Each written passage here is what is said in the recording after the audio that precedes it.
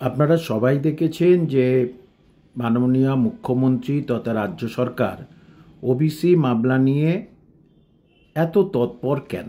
প্রথমে এটাই বলি, কারণ ওবিসি মামলায় ওবিসিতে বেশিরভাগ 70-এর উপরের শতাংশ প্রায় মুসলিম ভাই বোন আছেন। সুতরাং যদি ওবিসিটা ক্যান্সেল করে দেয় তাহলে কিন্তু মুসলিম ভোট ব্যাংকের উপরে একটা প্রভাব ফেলবে। সামনে আপনারা জানেন বিধানসভার ইলেকশন, সেই জন্যেই সেখানে বারবারই বলছে যে ওবিসির জন্য তোমাদের চাকরি দিতে পারছি না, ওবিসিতে বড় বড় অ্যাডভোকেট লাগিয়েছি, কিন্তু আরও 30 থেকে 50 থেকে 1 কোটি ছেলে মেয়ে যাদের যেখানে জড়িত সেই স্কুল সার্ভিস কমিশন নিয়ে কোনো কথা বলছে না কেন? 2016-র পর থেকেই তো সেই পরীক্ষাটা হয়নি, এবং সেখানেও তো ভালো ভালো অ্যাডভোকেট দেয়নি যোগ্যদের চাকরি বাঁচানোর জন্যে। গতকাল যা শুনেছিলাম, আজও তাই শুনেছি, সেটা খুব জট পাকিয়ে আছে যে প্রধান বিচারপতি কি করে সেটা প্রধান বিচারপতির ব্যাপার। কিন্তু পিএসসি বিজ্ঞপ্তি দিচ্ছে, আপনারা জানেন পিএসসিতে অনেক কেস হয়ে আছে অলরেডি, ফুডের সাব ইন্সপেক্টরের কেস হয়ে আছে, পুলিশে দিচ্ছে আপনারা দেখেছেন, আর বিভিন্ন জায়গায় দিচ্ছে। কিন্তু এই যে স্কুল সার্ভিস কমিশন নতুন বিজ্ঞপ্তি কেন নয়?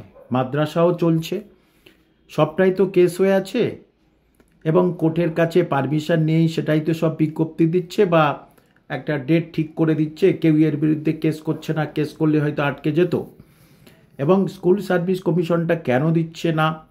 যে যদি নতুন বিজ্ঞপ্তি দিই তাহলে যারা ওয়েটিংয়ে আছে তারা কি করবে? তারা আবার একটা ঝামেলার মধ্যে ফেলে দেবে। অথবা এই মামলাটা যতটা টেনে নেওয়া যায় ততটা ভালো, কারণ আপনারা জানেন স্কুল সার্ভিস কমিশনে ভ্যাকান্সি অন্ততপক্ষে 30,000-এর উপরে দিতেই হবে, নবম দশম একাদশ দ্বাদশ গ্রুপ সি গ্রুপ ডি। আর সেই জন্যই হয়তো এই চুপ আছে। কিন্তু এটা ঠিক যে 2025-এর মাঝামাঝি গিয়ে যে কোনো প্রকারে স্কুল সার্ভিস কমিশনের বিজ্ঞপ্তি দিতেই হবে, কোনো উপায় নেই। এবং তার আগে যদি আগামী 27 তারিখে এটার অন্ততপক্ষে 80% ফয়সালা হয়ে যায় তাহলে তো আর কয়েকটা দিনের মাত্র ব্যাপার। তারপরে দেখবেন রায় বার হয়ে যাবে, তারপরের দিন 28-29 ওবিসি মামলা আছে, এবং ওবিসি মামলা নিয়ে বেশি চিন্তিত রাজ্যের শাসকরা।